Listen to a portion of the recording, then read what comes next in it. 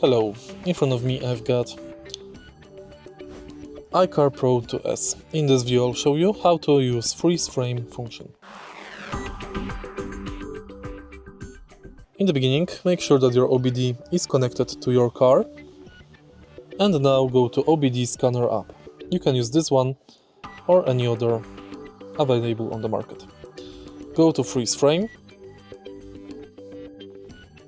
When the vehicle echo detects an error, the current state of the sensors is saved to the freeze frame. Thus, freeze frame is a handy tool for finding the causes of errors. Some echoes can store several freeze frames, some only one. If you find this video helpful, please leave a like, comment and subscribe.